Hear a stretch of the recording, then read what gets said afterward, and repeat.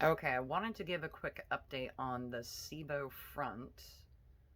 Um, for those of you that don't know what Sibo is, it is when the bacteria from your colon backs up into your small intestine for one reason or another. That can be from constipation, that can be from medical stuff, it can be from anything. It can be from like a restriction somewhere, a blind loop. You can wind up with SIBO for a ton of different reasons. And is it reoccurring? And here's the problem that I have when I watch a lot of videos on SIBO or read a lot of the doctor stuff, and especially the big gurus that make a bunch of money off of this, sell a bunch of gut supplement health stuff um, that they really want to push. And the problem with that is SIBO reoccurring? Yes and no. So SIBO, if there was no reason for the SIBO, as in like you were constipated and now all of a sudden you're bloating, you're gassy, you're all these other things, and it's SIBO, some of that bacteria got backed up into your small intestine, and so now you need a round of antibiotics to kill that bacteria off. Will that happen again? If you have a normal, moving, healthy gut, maybe, maybe not, but probably not for a while. And as long as it's treated pretty quickly, you should be okay. Just go get some good antibiotics and go work with a good functional doctor that can help you navigate, like, how long to take the antibiotics, when to take the antibiotics, how to know, testing after the antibiotic fact. If, on the other hand, you are somebody that has some kind of like a blind loop or a lesion or a stricture or something going on mechanically wrong in your gut, you may run into the fact that you might have like ongoing bouts of SIBO from time to time. And the reason behind that is that mechanical issue either slowed food down and allowed that food to ferment, um, causing the bacteria, or I don't know the science behind a lot of why the mechanical issues, cause SIBO or would cause the bacteria to stay in your gut, but it does. And so,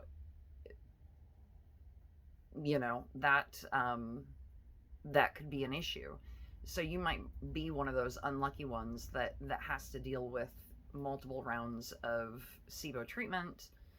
There are some people that get on an antibiotic and they have nothing wrong with their gut mechanically. And this was just a bout of constipation or something that caused it, gastritis, whatever it was that caused it. You get on a round of antibiotics, the antibiotics were not strong enough, and then bam, you end up with SIBO again within 2 or 3 weeks of getting off the antibiotics. And you might think that's a reoccurring case of SIBO. The problem is antibiotics didn't kill it off the first time. You're going to have to get on a different round or a little bit longer or whatever. And that's not uncommon. So that's SIBO. So SIBO, I had SIBO, and I had tested with EPI for EPI, and I don't know when the SIBO started or why it started, but I had low LAPase levels, which means that my pancreas was not releasing the enzymes to break down the fats in the foods that I was eating.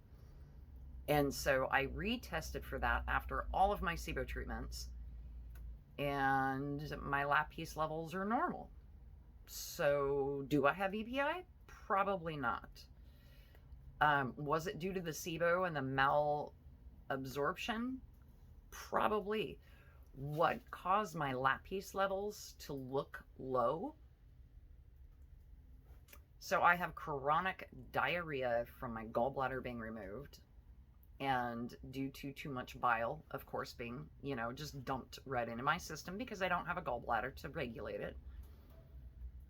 If you take that test, the LAPase test, with diarrhea, there's a large percentage, a large chance of it testing a false positive. So what do I think caused my SIBO? I think initially what happened was I was having these stomach issues. I think it's bile malabsorption is the issue that I have. My body produces way too much bile and just dumps it and clears, my gut out. And I have diarrhea all the time. And so when I took the test, I think it gave a false positive of low lactase levels. And they were like lightly low. I mean, this is like, I was 173 and 200 is like the medium level road where you want to be. And so I was instantly put on Creon at the highest dose. Well, not at the highest dose, at three Creons. And Creon's an enzyme to break down the food in your intestines, to help your pancreas when your pancreas isn't making the enzymes that you need. I was put on and told to take 3 Creons before each meal. Within 2 days of taking the Creon, I became pretty sick.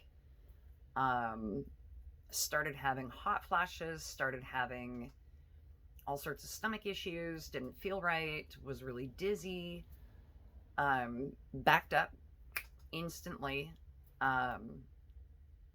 and went into an ER, got off of that.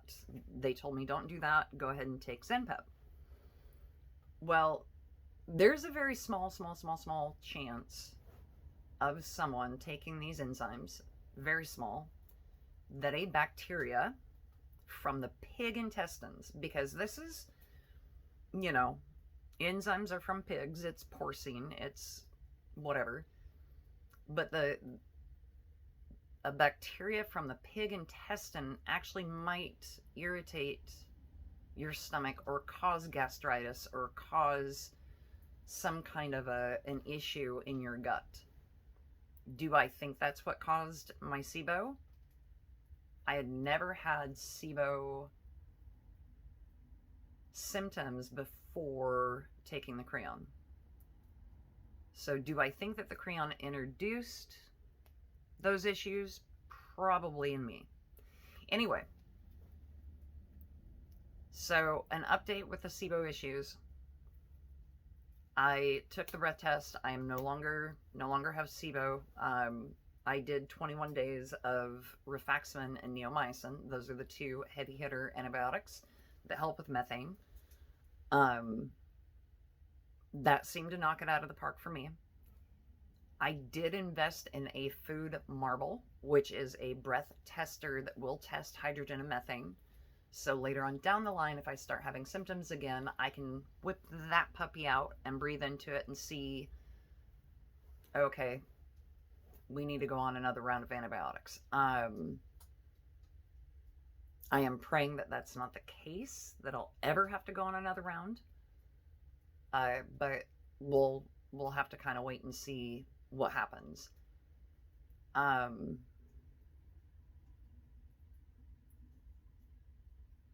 In regards to IBS and SIBO, so there's been a lot of studies shown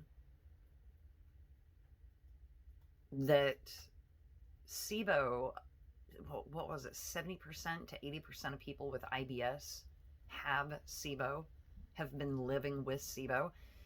You don't have to live with SIBO. If you have IBS and it's bloating, it's gas, it's irregular bowel movements, it's intolerance to foods, it's all these things, go get a freaking SIBO test and see if it's SIBO. If it's SIBO, take the antibiotic. Don't live with it. Here's the problem with living with it. You adjust your diet, and then all of a sudden now your body cannot handle those foods because you took them out of your diet. So your body reintroducing those foods, of course it's going to cause flare-ups. Of course it's going to cause issues. If you really are allergic to something, go ahead and take that puppy out. But if you're not, why are you adapting your microbiome? It's like a mirror. So if I go to a mirror, look in the mirror, look at my face, it is a reflection of me, right? Well, our gut is a reflection of what we eat. If I cover half of my face, I can't see the other half of my face in the mirror, right? So therefore it does not exist in the mirror. Same thing with our gut. If we take out a section of the food that, like, portions of food, they no longer exist to our gut. And so when they do exist, it's like sending up immune responses and, freaking out when all of a sudden you reintroduce fruit, and all of a sudden your body hasn't had any kind of fruit sugars, fructose. I think that's the fruit sugar. Anyway, you can tell I'm super scientific about all this. So if you have celiac, cut wheat out. Be gluten-free. If you don't have celiac, why are you cutting wheat out? Or if you don't have some kind of a reaction to it, why are you cutting it out? There are some people, you don't have to have celiac to have a reaction to gluten. There are a lot of people out there that have micro-inflammatory issues, a lot of people out there that just have a slow-moving gut, and the fibers from any kind of a wheat bread is going to irritate their gut. Gluten can be an irritant to some people's guts. Take it out if it's an irritant and if it's been causing you issues. But if it hasn't, don't just go gluten-free because you saw on the FODmap diet that it doesn't give you gas. Why are you going to the FODmap diet? And if you are going to the FODmap diet, wait a minute, let's back up. Do you have IBS? And is it IBS or is it Sibo? So start digging into the root of what it is that you're dealing with. And this is just coming from my own personal experience, that this is where I had to go to start, because this shit almost killed me. I dropped down. I couldn't tolerate any food. I dropped down to 120 pounds.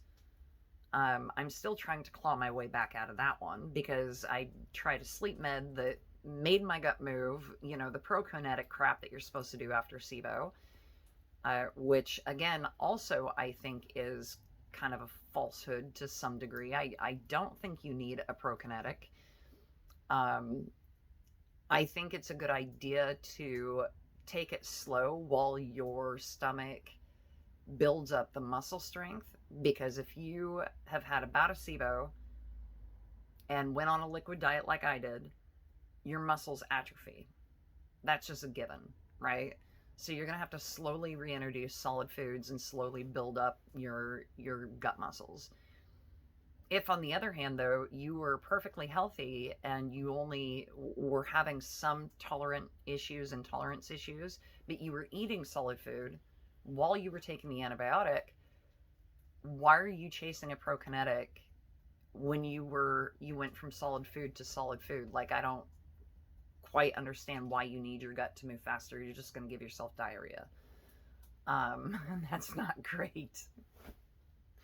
And yes, you can have Sibo and have diarrhea at the same time. It doesn't just cause constipation. So usually it's hydrogen is with diarrhea, and then methane is with constipation. Anyway, just be very aware that 90% of those, I can't say 90%, I'm going to stop throwing out percentages because I'm not going to do that. There are a lot of people out there that are the gut health people, and they have this supplement or that drug or this drug or whatever to help you with your gut. I think I bought everything under the sun. Everything. So I'll take you for a tour of under my sun medication cabinet. And I think I tried one of everything. The problem is I really didn't find that much of anything worked for me. So, or did what it was supposed to do. I'm sure that there's a lot of research, behind a lot of these herbs. And I'm sure that it helps a group of people. That's great. And I'm sure that a lot of it is a placebo effect. But there's also been research that these things actually irritate the stomach lining. So there's kind of this give and pull thing of, you know, is it really good for you? Can it really cause issues instead? So just be really aware that herbs, even though they're friendly, they're not as the possible side effects are not as great as like Western medicine over the counter stuff. Just be aware though that there are some side effects on herbs, and you may not respond the way that it's advertised, and you may not see any results the way that it's advertised, and it actually might be a placebo effect the way that it's advertised, because serotonin, 90% of your serotonin, the feel good, like calm, I'm okay kind of thing, is in your gut. So if your brain thinks that your gut is doing better on these herbs, then you are going to do better.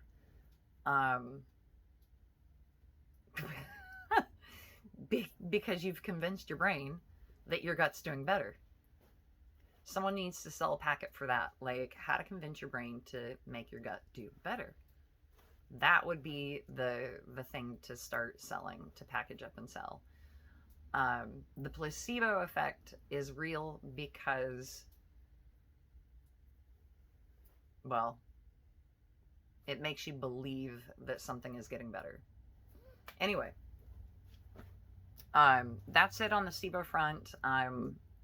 For me right now, I am Sibo clear. I'm currently going through withdrawal of a antidepressant medication, which has really screwed my gut up again. Once again. Of course, something has to screw with my gut.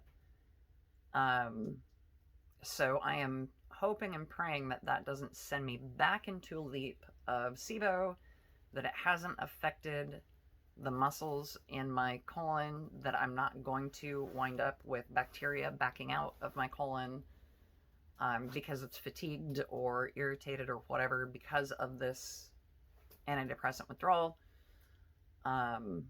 So we shall see. That's where I'm at right now. And if you have any questions or whatever, just let me know. I am certainly not an expert, but I've done an ass load of research in the last 6 months